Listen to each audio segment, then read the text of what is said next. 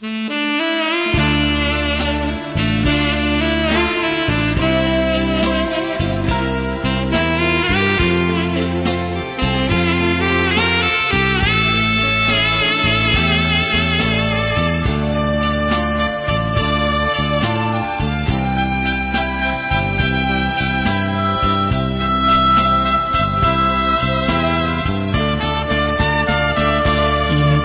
่าสังวรคือการสำรวมเอาไว้ตาลิ้นกายใจจมูกหูที่รู้สัมผัสระวังระวัยสิ่งใดที่ต้องจำกัดควรฝึกควรหัด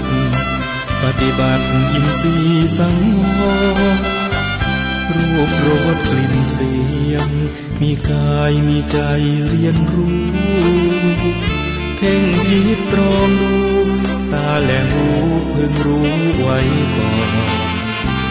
ความคิดว่าจะหยาบหนาเอามาพันพองปิดปากนอกก่อนแล้วจึงปิดปากในพูดมากเรื่องมากพูดน้อยก็มีเรื่องน้อย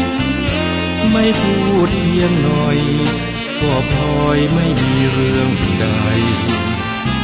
คิดมากทุกมากคิดน้อยทุกน้อยจริงไหมร้ายดีแยกได้อย่าเอาใส่ไว้ในอารมณ์อินทรีย์สังวรจัดการให้มันสมบูรณ์เอาไว้เป็นทุนได้เกื้อหนุนสร้างแนวความคมกิเลสใดๆจะได้ไม่มาถล่มธรรมะชัยห่มเพียรบ่มอินทรีย์สังวร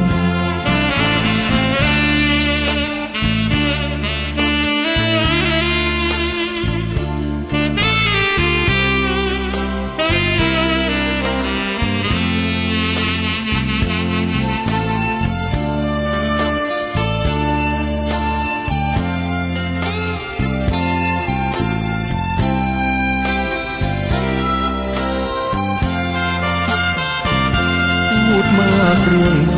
ากพูดน้อยก็มีเรื่องน้อยไม่พูดเพียงหน่อยก็พลอยไม่มีเรื่องใดคิดมากทุกมากคิดน้อยทุกน้อยจริงไหมร้ายดีแยกได้อย่าเอาใส่ไว้ในอารมณ์อินทรีย์สังวรจัดการให้มันสมบูรณ์เอาไว้เป็นทุน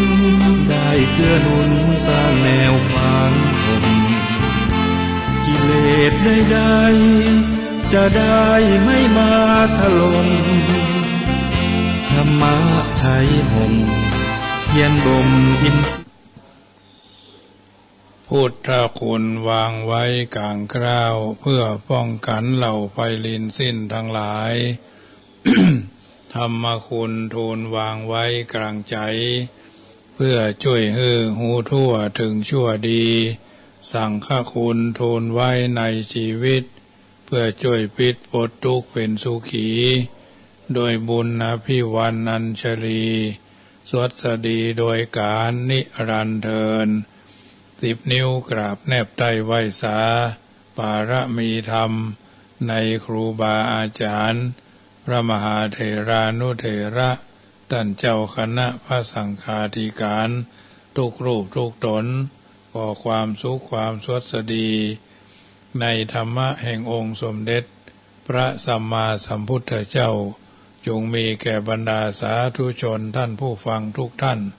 ที่ได้มีโอกาสเปิดวิทยุรับฟังรายการเสียงธรรมก่อนลับตาตั้งสถานีวิทยุเพื่อการศึกษาพระพุทธศาสนาและวัฒนธรรม FM ความถี่ 104.50 เมกะเฮิรตซ์วัดฝ่ายหินตำบลสุเทพ อำเภอเมืองจังหวัดเชียงใหม่เมตตาในท่านพระครูสมุวิสุวัตรวรกิจโจท่านเจ้าวาดท่านผู้อำนวยการสถานีและเวลาทุ่ม20 นาทีถึง2 ทุ่มก็สถานีวิทยุท้องถิ่นจังหวัดเชียงใหม่ขึ้นพระพุทธศาสนาและจริยธรรม FM 96.00 เมกะเฮิรตซ์ก็จะถ่ายทอดแถมช่วงหนึ่งรายการเสียงธรรมก่อนรับตาก็เป็นส่วนหนึ่งที่นำมาอุเอิญเจริญปอนกับบรรดาญาติโยมสาธุชนที่ฟังอยู่ทางบ้านฟังกันเป็นประจำเนาะทุกแรงรายการของวัดฝ่ายหินนี้มีวันเสาร์วันอาทิตย์วันจันทร์วันการพุธและก็วันพฤหัสเว้นวันศุกร์วันหนึ่งของคืน96ก็เวลาทุ่ม25แล้วถึง2 ทุ่มก็เป็นวันจันทร์วันการวันพุธวันพัดมีโอกาสก็ฟังกัน4 วันเนาะฟังกัน4 วัน4แรงฟังกันไปทุกวาระโอกาสขอมอบเป็นปฏิพรกับบรรดาญาติโยมสาธุชนทุกคนฟังกันแล้วก็นำไปเป็นข้อพินิจพิจารณาในการดำเนินชีวิตของเฮาท่านทั้งหลายเป็นลำดับไปเน้อพร้อมแล้วก็จะได้นำพาญาติโยมกราบพระไหว้พระตามลำดับไปเน้อกราบ1กราบ2กราบ3กราบ4กราบ5อะระหังสัมมาสัมพุทโธภะคะวาพุทธังภะคะวันตังอภิวาเทมิกราบสวากขาโตภะคะวะตาธัมโมธัมมังนามัสสามิกราบสุปฏิปันโนภะคะวะโตสาวกสังโฆสังฆังนามามิกราบมาตาปิตุคุณังอหังวันตามิกราบคุณูปการีวันทามิกราบพระพุทธกราบพระธรรมกราบพระสงฆ์กราบระลึกถึงคุณพ่อคุณแม่กราบระลึกถึงคุณของครูบาอาจารย์ต่อไปก็ตั้งอกตั้งใจสมาทานแก้ว5 โกฏากเนอ โยสันนิสิโนวาลาโพธิมูเลมาลังมะสะเสนังมหันติงวิจโยสัมโพธิมากันจิงวะอนันตัญญโนโลกุตตโมตังปันนามามีปุตังอัตตังกิโกอริยปัตโตจนานังโมคขปเวสายะ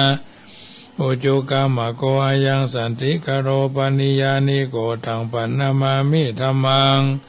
สังโฆวิสุทโธวราตคินโยสันตินทริโยสัพพมราปะหิโนคุเนหิเนเกหิสมิติปัตโตอนาสโวตังปันนามามิสังฆังนามามิพุทธังกุณาสากาลันตังนามามิธัมมังมุนีราชเตสิตังนามามิสังฆังมุนีราชสาวกังนามามิกัมมตานังนิพพานาติธรรมุปยังนามามิกัมมตานาทายกาจริยังนิพพานามะกุเตสกังอัจจโยโนปันเตอจักขมายตาพลังยะถามูระหังยะถากุสลังเยมะยังพุทธธัมมาสังฆกัมมตานาทายกาจริยสังฆเตสุปัญจลัตเนสุอติเทวาปัจจุปันเนวาอวิวายาทิวาระโหวากาเยนวาวาจายะวามนัสสาวาปะมาตังวาคาละวังวากาสิมาทิสวายตาธัมมังปฏิกโรมาเตสังโนปันเตพุทธาติรัตนาตยังอนุกัมปังอุปาทายะอัจจยังอัจจยโตปฏิคันันโตกัมมันโตอายะติงสังวรายามะอายะติงสังวริสามานาปุเนวังปฏิกาลิสามาพุทธปูจามหาปัญญาสังฆปูจามหาลาภาปูจาละเหปูจายะโตพุเทยะทิวาสาวเกปปัญจสมติกันเตติเนโสกาปาลิเทเวเตตาทิเสปูจายะโตนิพุเท อากุโตภเยนะสกกาปุญญาสังฆตุงอิเมตามาภิเกนะจิอิมินาอากิตุปะบุภาราจาปุจาการวะกะเมนะเมตตายาพุทธสัตสานัญจลภามหาเสยวานุปัจจโตพุทโธเมตตโยเทวะภูจิโตสังสาเล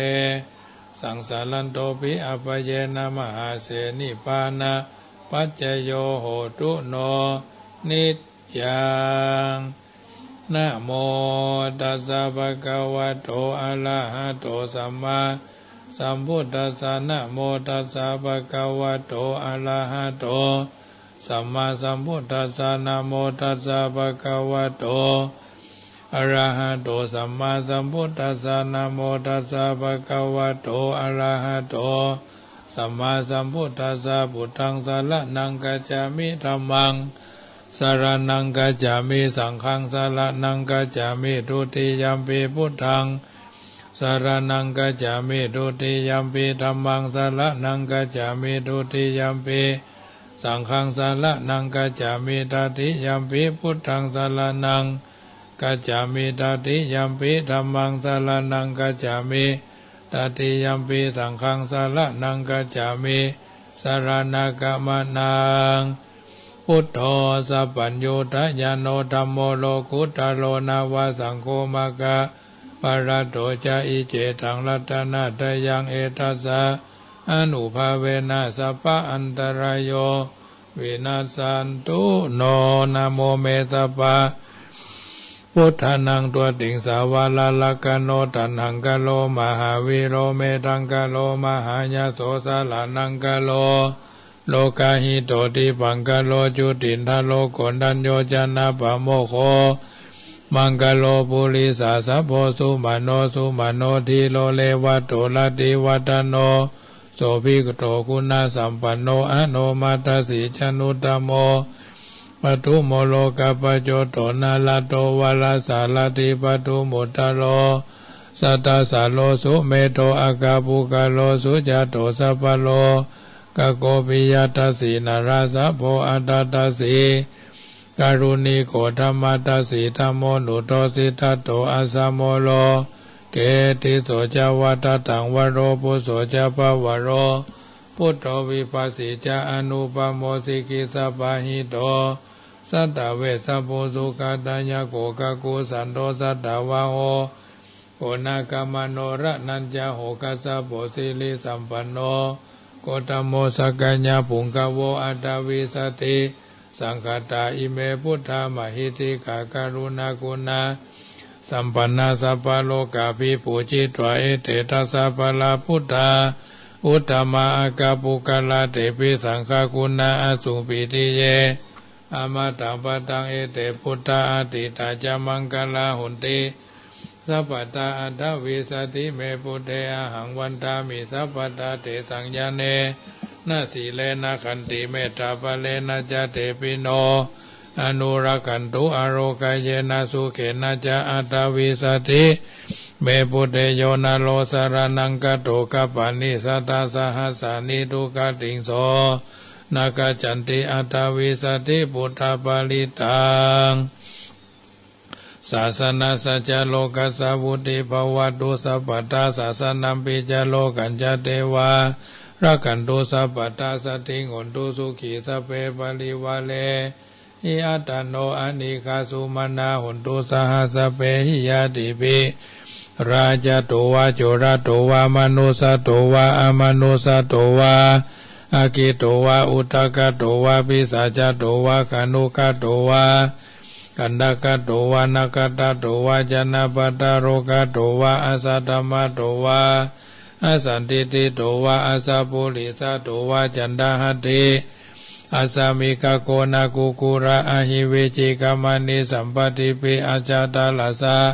สุกลามาหิงสาญคาลาคาสาติหินานาพยาโตวานานาโลกาโตวานานาอุปตวะโตวาอารักขังกังหันโตปนิธานาโตปัฏฐายะตถาคตสัตตสะปารามิโยตัสสะอุปาปารามิโยตัสสะปรามัตถปารามิโยปัญจมหาปริจาเกติโสจริยาปัจฉิมภเวก กภาวะกันติงจติงอภินิกามานังปัฏนาจริยังโพธิปัลลังเกมาราวิจยังสัพพัญญูตัญญาณปฏิเวทังนวโรกุตระธรรมเมติสเปปิเมปุตตะกุเนอวจิตวเวสาลิยติสุปากลันตะเลสุติยามาราติงปาริตังกรณโตอายัสสมะอนันตเตโลวิยกรุญญาจิตังอุปตาเปตวโกติสัตตาสหเสสุจักวะเลสุเทวตายสานัมปติกันหันติยัญจเวสาลิยัมปุเลโลกามนุสตุปิกาสัมพุตันติวิธรรมพยังคิปมันตรธาเปสิปาลิตันตัมพนามาเห ติปิโสภควาตนาปารมีสัมปันโนตนาอุปปารมีสัมปันโนตนาปาลามัตตาปารมีสัมปันโนเมตตาไมตรีกรุณามุทิตาอุเบกขาปารมีสัมปันโน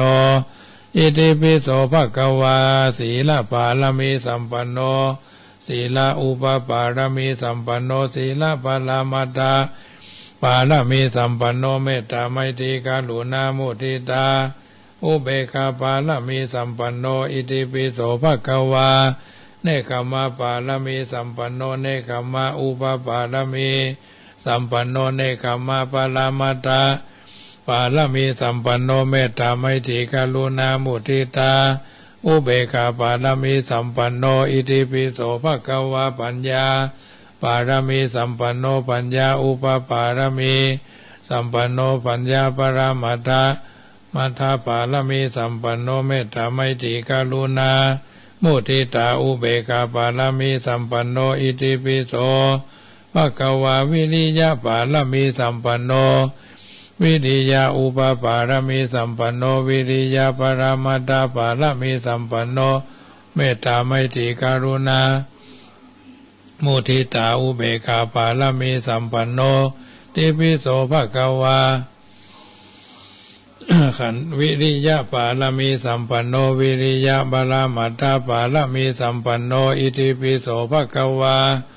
ขันติปารมีสัมปันโนขันติอุปปารมีสัมปันโนขันติปรามัตถ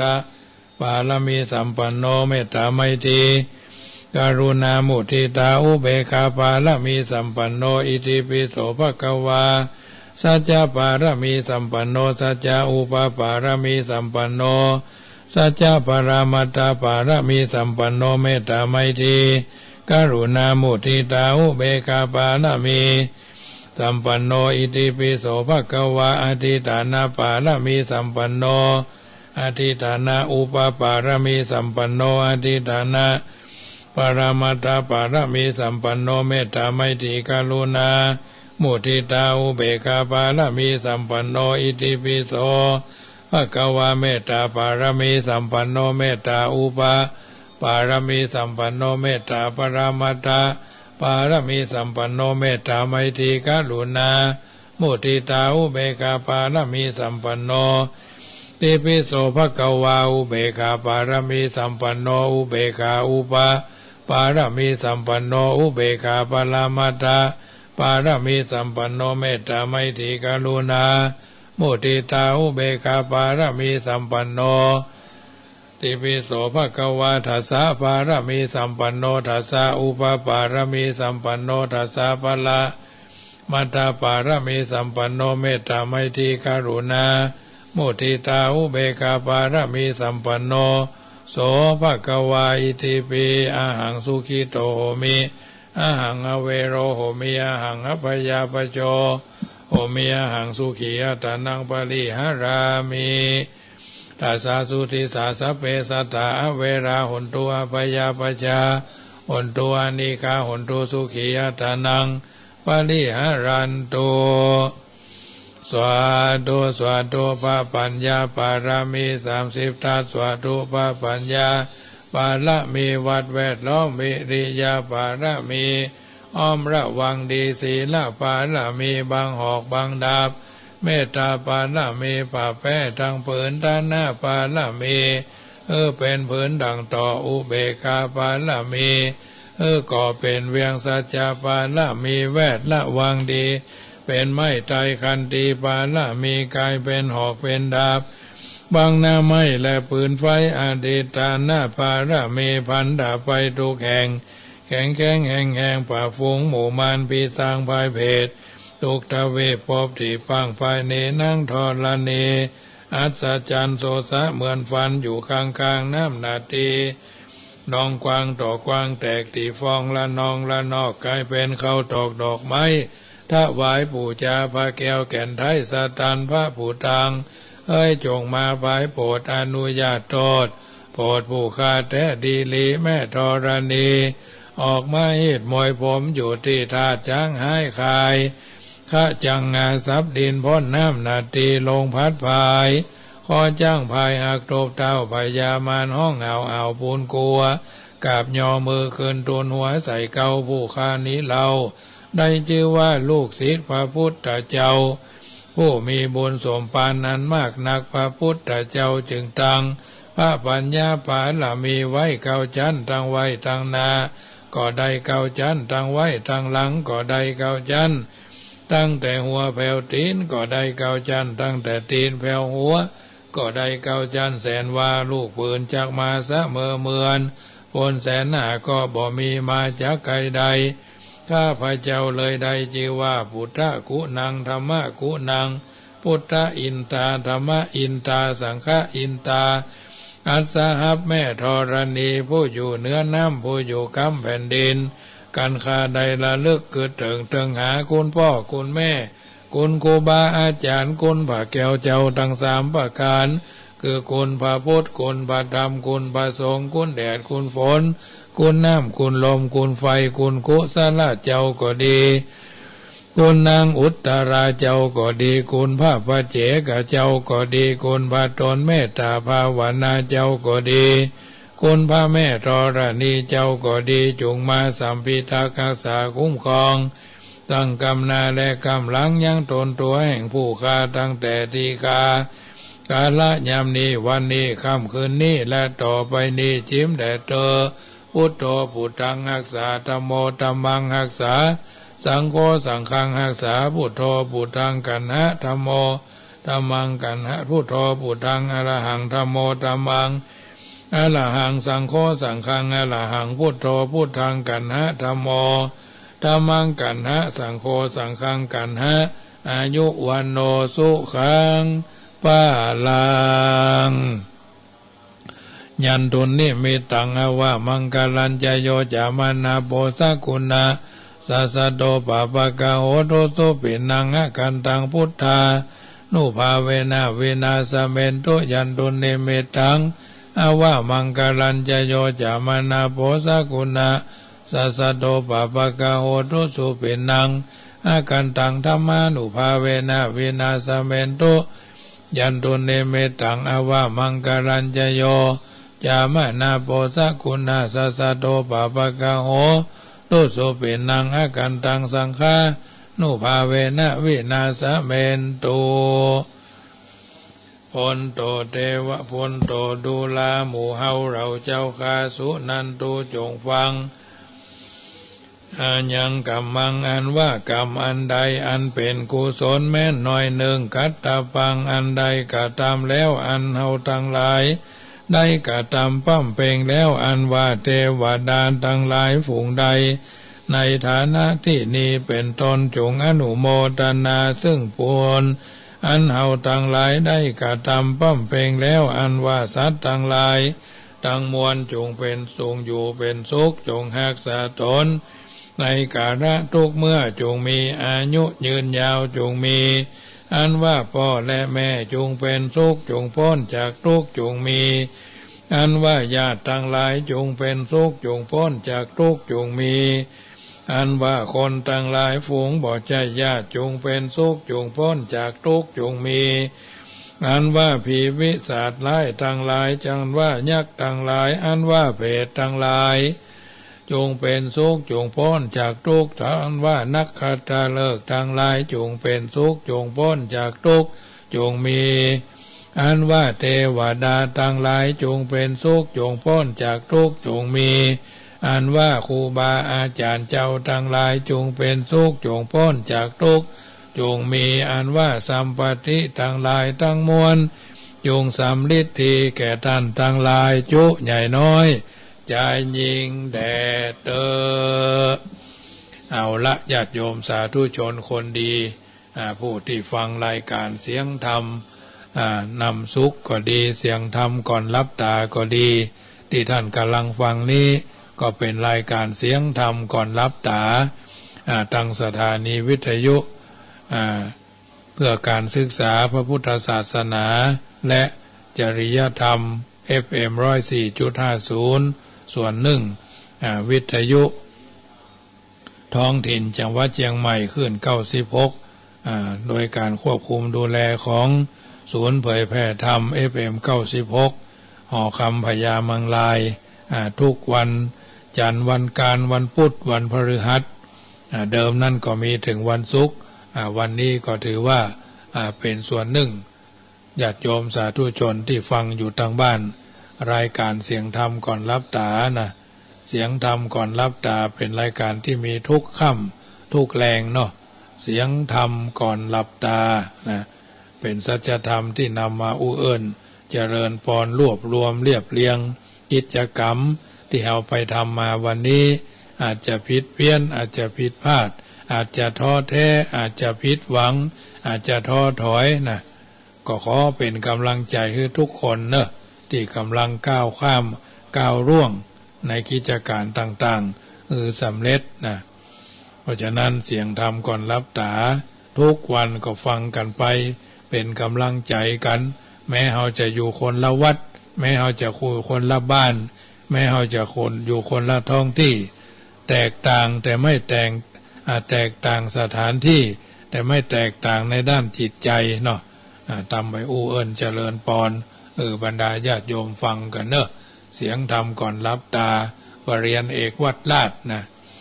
วันนี้ก็เป็นวันอังคารเนาะวันที่9ญาติโยมวันอังคารที่9ท่านทั้งหลายบางคนบางท่านก็ถือเอาเลิกเนาะเพราะว่าวันนี้วันที่9เนาะตั้งแต่เจ้ามาเนาะก้าวหน้าก้าวไกลก้าวข้ามปัญหาก้าวข้ามอุปสรรคก้าวพ้นความทุกข์ก้าวสู่ความสำเร็จก้าวสู่ความสมหวังก้าวไปพบแต่สิ่งที่ดีๆก้าวที่มีแต่ความสุขเนี่ยมีความสุขปรารถนากันหมดแหละวันนี้คณะสงฆ์หนเหนือได้มีการจัดกิจกรรมเกี่ยวกับการจำเริญพระพุทธมนต์ถวายเป็นพระราชกุศลในสมเด็จพระพันปีหลวงณวัดพระสิงห์หลวงนะมีท่านเจ้าคุณพระพรหมโมลีสุชาติที่ปรึกษาเจ้าคณะรักษาการแทนเจ้าคณะใหญ่หนเหนือและเจ้าวาดวัดปากน้ำเนาะเจ้าคณะภาค5แม่กองบาลีสนามหลวงมาเป็นต้นเป็นประธานหมายมีเจ้าคณะภาค4ภาค5ภาค6ภาค7เจ้าคณะจังหวัดตั้งแต่นครสวรรค์ขึ้นมาเนาะมีเจ้าคณะจังหวัดในภาค4ภาค6ภาค7มาร่วมกันที่วัดพระสิงห์มีท่านเจ้าคุณพระเทพสิงหวราจารย์เป็นเจ้าของสถานที่พอตามรายในภาพก็ครูบาอาจารย์ท่านเจ้าก็มากันจัดนักจัดหลายเป็นสิ่งน่าที่อนุโมทนาเนาะเพราะฉะนั้นญาติโยมสาธุชนเฮาเป็นชาวพุทธก็พึงตั้งตัวตั้งตนอยู่ในทานในศีลในภาวนาจะถูกใส่ร้ายยังไงก็ให้นิ่งจะถูกนินทาอะไรก็ให้เฉยจะถูกเสียดสีคำใดค่อยอดทนจะโดนถูกแค่ไหนก็ให้อดกลั้นอย่าสนอย่าใส่ใจให้ตั้งหน้าตั้งตาทำดีทำหน้าที่ทำงานของเราไปแล้วความสุขก็ย่อมจะเกิดขึ้นที่ใจเราใช่ใจเขาและความเจริญย่อมเกิดแก่ชีวิตเราใช่ชีวิตเขาส่วนเขาถ้ายังไม่เลิกพฤติกรรมที่ต่ำๆอย่างนี้อยู่สักวันหนึ่งเดี๋ยวเขาก็จะต้องแพ้ภัยตัวเองไปนั่นเองนะเพราะฉะนั้นไม่ลืมข้าวที่ตนเคยกินไม่ลืมถิ่นที่เคยอาศัย ไม่ลืมบุญคุณที่ตนเคยได้ไม่ลืมใครที่เคยมีคุณหากมีอยู่ในใจแม้จะไม่สูงขึ้นก็ไม่ต่ำไม่มีวันตกต่ำนะเพราะฉะนั้นญาติโยมเพิ่นบอกว่าอาวุธ9 ชนิดที่ทำให้คนไม่มีวันแพ้นะอาวุธ9 ชนิดที่ทำให้คนไม่มีวันแพ้1. ความเคารพชนะใจผู้ใหญ่ 2. ความจริงใจชนะใจมิตร 3. ความอ่อนน้อมชนะใจคน 4. ความเมตตาชนะใจสัตว์ 5. ความซื่อสัตย์ชนะใจคนรัก 6. ความรักชนะใจศัตรู 7. ความเชื่อฟังชนะใจครู 8. ความกตัญญูชนะใจพ่อแม่ 9. ความอดทนแน่วแน่ชนะใจตนนะความเคารพชนะใจผู้ใหญ่ความจริงใจชนะใจมิตรความอ่อนน้อมชนะใจคนความมีเมตตาชนะใจสัตว์ความซื่อสัตย์ชนะใจคนฮักความรักชนะใจศัตรูความเชื่อฟังชนะใจครูความกตัญญูชนะใจพ่อแม่ความอดทนแน่วแน่ชนะใจตัวเอาเองนะถ้าคิดว่าเป็นคนดีอย่าไปเที่ยวนินทาว่าคนอื่นถ้าจะว่าคนอื่นไม่ดี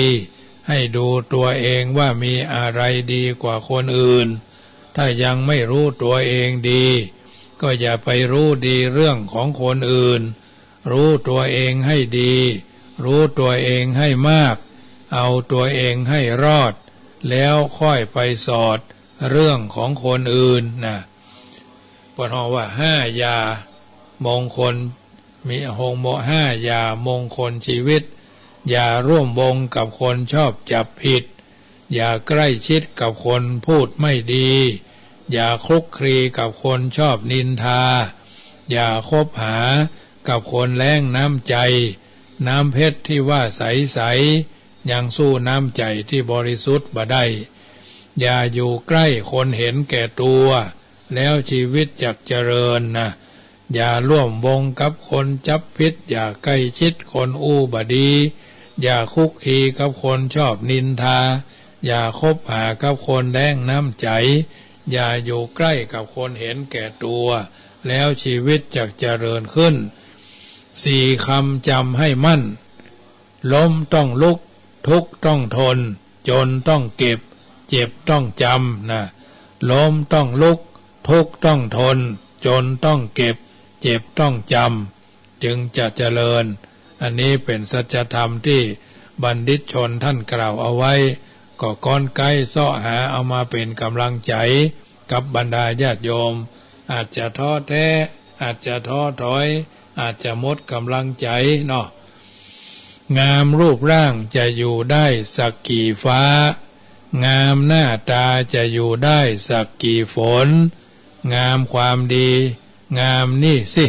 งามคงทนรวยหรือจนก็ล้ำค่าถ้าทำดีนะงามรูปร่างจะอยู่ได้สักกี่ฟ้างามหน้าตาจักอยู่ได้สักกี่ฝนงามความดีงามนี้สิงามคงทนรวยหรือจนก็ล้ำค่าถ้าทำดีหรือเกี่ยวกับความงามความสวยของสุภาพสตรีทั้งหลายเพื่อนบอกว่าตอนยายสาวเต่งตึงสวยคนรวยคนจีบตอนนี้รีบหย่อนยานย่นใครไหนสนมีบ้างไหมใครอยากแลแม้สักคนเหี่ยวทุกคนอย่าหลงคิดติดรูปกายนะตอนยายสาวเต่งตึงสวยรวยคนจีบตอนนี้รีบหย่อนยานย่นใครไหนสนมีบ้างไหมใครอยากแลแม้สักคนเหี่ยวทุกคนอย่าหลงติดอย่าหลงคิดติดรูปกายนะทำให้มากคือความดีมีให้มากคือน้ำใจ ให้มากคือความอภัยลืมให้ได้คือความแค้นจำให้แม่นคือคุณคนถือให้ทนคือสัจจะละให้หมดคือทำผิดยึดให้ติดคือกตัญญูรู้ให้มากคือใจตนทนให้ได้คือคำนินทาอันนินทากาเลเหมือนเทแกรบไม่เจ็บแสบเหมือนเอามีดมากรีดหินแม้แต่องค์พระปฏิมายังราคินมนุษย์เดินดินหรือจะพ้นคนนินทาแล้วชีวิตจะเจริญและอยู่อย่างมีความสุขญาติโยมท่านสาธุชนท่านผู้ฟังทั้งหลายเฮาท่านทั้งหลายเคยใช้ชีวิตอย่างมีค่าหรือว่ามีคุณนะอยู่อย่างคนมีค่าการดำเนินชีวิตของเฮาท่านทั้งหลายก็จะดำเนินไปตามวิถีแนวทางที่เฮามีความพร้อมก้าวเดินไปสู่หนทางที่เฮาว่าดีก็เดินกันไปเรื่อยๆนะกำลังใจกำลังกายช่วยประคับประคองกันไปให้ได้หลายสิ่งหลายประการเพราะฉะนั้นญาติโยมสาธุชนท่านผู้ฟังทั้งหลายอยู่ในสังคมแห่งการอยู่ร่วมความไว้ใจจะทำให้ฮักมั่นคงตลอดไปนึ่งข้อความที่มีคุณค่าซึ่งก็บอกว่าความไว้ใจจะทำให้ฮักมั่นคงตลอดไปทำให้นึกถึงพุทธพจน์ที่ปรากฏในนกุรชาดกคุตกานิกายชาดกพระไตรปิฎกเล่มที่27ท่านกล่าวว่าพึงระแวงในคนที่ไม่เป็นมิตรแม้ในมิตรก็ไม่ควรไว้วางใจไม่ควรวางใจภัยที่เกิดจากมิตรที่คิดว่าไม่มีภัย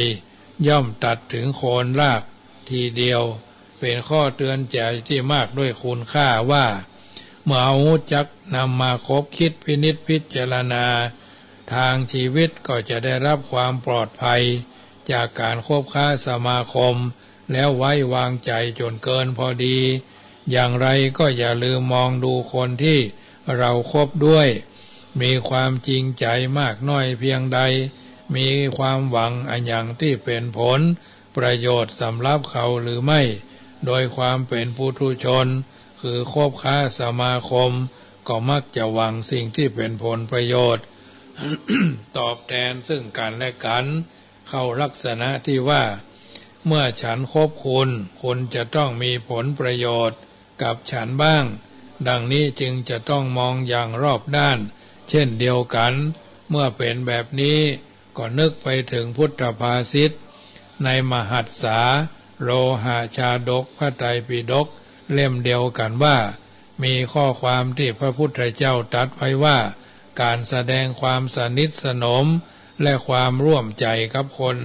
ไร้อารยธรรมมีแต่สาไถถึงจะทำให้วิเศษอย่างใดก็ไร้ผลแต่ที่ทำให้อารยชนซื่อตรงคงที่แล้วแม้จะนิดเดียวก็มีผลมากเพื่อความปลอดภัยอย่างใดเสียไว้ใจได้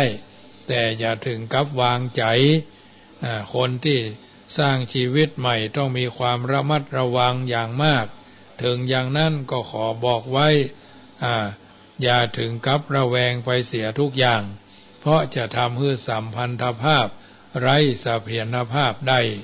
มีบทเตือนใจของพุทธวจนะแถมบทหนึ่งซึ่งควรได้นำมาไตร่ตรองเพิ่มเติมในการดำเนินชีวิตโดยที่พระพุทธเจ้าตรัสสิ่งที่บ่ควรไว้วางใจ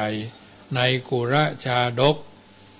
กุณารชาดกคุตกานิกายชาดกพระไตรปิฎกเล่มที่28ว่าอย่าวางใจที่นั่งเก่าที่ทำด้วยกิ่งไม้อย่าวางใจเพื่อนที่เคยเป็นโจรมาก่อนอย่าวางใจข้าราชการว่าเป็นคนของตนอย่าวางใจสตรีแม้จะมีลูกตั้ง10 คนก็แล้วแต่นะอย่าวางใจที่นั่งเก่าที่ทำด้วยกิ่งไม้อย่าวางใจเพื่อนที่เคยเป็นโจรมาก่อน อย่าวางใจข้าราชการว่าเป็นคนของตนและอย่าวางใจสตรีแม้จะมีลูก10 คนก็แล้วแต่ดังนั้นจำใส่ใจว่าพึงระแวงสิ่งที่ควรระแวงป้องกันภัยที่ยังไม่มาถึงตัวความผาสุกความเจริญงอกงามความก้าวหน้าย่อมจะเกิดมีสำหรับคนผู้รู้ในการที่จะทบทวนตรวจสอบมีสติสัมปชัญญะอยู่เสมอสม่ำเสมอนั่นเองความรักความห่วงใยต่อกันเป็นเรื่องที่ดีแต่สิ่งที่ควรมีก็คือความระมัดระวังไว้ใจได้แต่อย่าถึงกับวางใจโบราณกล่าวว่าอย่าไว้ใจทางอย่าวางใจคนจักจนใจเองซึ่งต้องขอขอบคุณผู้ที่บาปรากฏโดยโคตรชื่อสงวนวงที่ส่งข้อความเป็นกำลังใจอันสำคัญมาให้แล้วก็ขอเก็บไว้เพื่อเตือนสติจะได้ความดำริไว้เป็นสิ่งที่ดีต่อดีงามต่อไปเหมือนคำกรสอนใจว่าไว้ใจกันนั้นประเสริฐเลิศล้ำแล้วเป็นเพราะแนวทางเก่าเมื่อคราวหลังมนุษย์เรามีหลักไว้ได้พลังจะเกลียดชังหรือรักกันลองหมั่นตรองถึงอย่างไรอย่าวางใจไปทุกเรื่องจักไม่เปลืองคอยบั่นมันสมองรอบคอบบ้างอย่าวางใจให้ลำพองเดี๋ยวจะต้องช้ำใจเมื่อปลายทางอันนี้บัณฑิตท่านกล่าวเอาไว้ก็ก้อนไกเอามาให้บรรดาญาติโยมสาธุชนได้ยินได้ฟังแล้วก็นำไปเป็นข้อเตือนจิตสกิจใจดำเนินชีวิตโดยมีหลักธรรมเป็นเครื่องยึดเครื่องประพฤติปฏิบัติเป็นลำดับไปก่อนเปิดสายหน้าไมค์คือบรรดาญาติโยมโทรกันเข้ามาก็ขอประชาสัมพันธ์ข่าวสารงานบุญเนอร์โดยว่าวันนี้ที่วันพุธนี้คณะสงฆ์วัดจังกรรมก็ร่วมกับคณะองค์กรหลายภาคส่วนก็จะได้มีการจัดกิจกรรมวัดประชารัฐเนาะวัดประชารัฐขึ้นหน้าที่วัดจังกรรมร่วมกับสำนักงานเทศบาลตำบลมะกอกคณะสงฆ์วัดจังกรรมร่วมกับเทศบาลสำนักงานเทศบาลตำบลมะกอกจะได้จัดกิจกรรมมีตามโครงการวัดประชารัฐสร้างสุขเนาะเพื่อเฉลิมพระเกียรติในวันเฉลิมพระชนมพรรษา90 พรรษาสมเด็จพระนางเจ้าสิริกิติ์พระบรมราชินีนาถพระบรมราชชนนีพันปีหลวงซึ่งวันที่12นี้จะเป็นวันครบรอบ90 พรรษาคณะเทศบาลตำบลมะกอกหน่วยอบรมประชาชนประจำตำบลมะกอกก็จะจัดกิจกรรมเพียววัดพัดวาเนาะณวัดจังกรรมเวลา10 โมงถึงเที่ยงก็จะมีกิจกรรมที่นี่ทางวัดก็จะได้เลี้ยงโรงทานอาจจะได้เลี้ยงอาหารกลางวันเนาะประมาณ80 ชีวิตนะที่จะมารับประทานอาหารกลางวันณที่วัดจังกรรมก็วันนี้ก็มีญาติโยมร่วมทำบุญหลายท่านอย่างเช่นคุณโยมพัชรินทร์สุขันโทร่วมทำบุญมา200 บาทอาตมาภาพตั้งกองบุญเอาไว้99 กองบุญเนาะ99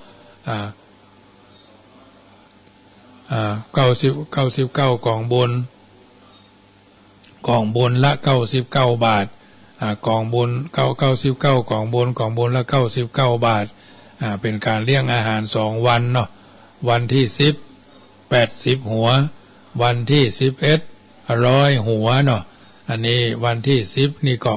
ทำกับข้าวก็เป็นแกงเผ็ดแกงเขียวหวานนะกับของหวานราดข้าวกับขนมเส้นเห็นน้อยนึงอาตมาภาพเป็นผู้ปรุงและเลี้ยงเนาะจะจัดซื้อไก่ซื้ออันยังต่อยัง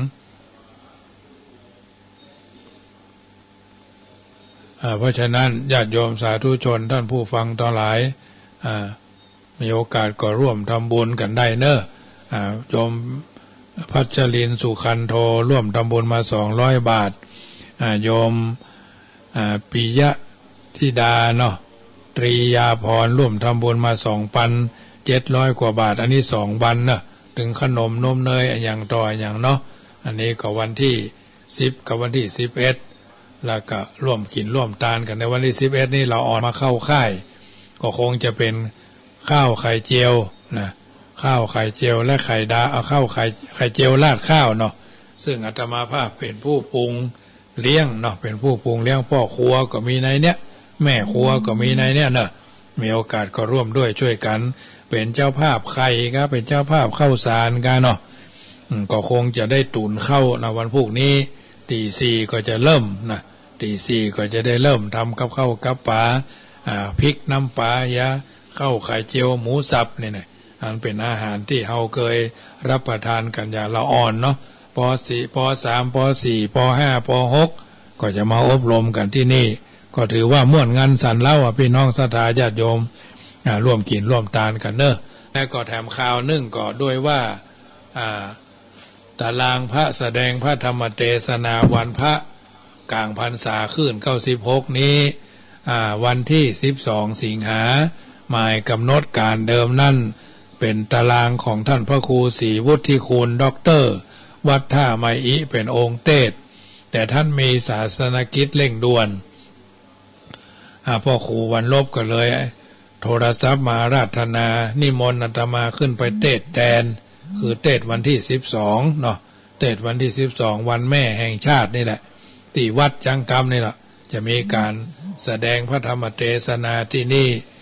มีการสวดมนต์กันฟังสวดมนต์ไหว้พระ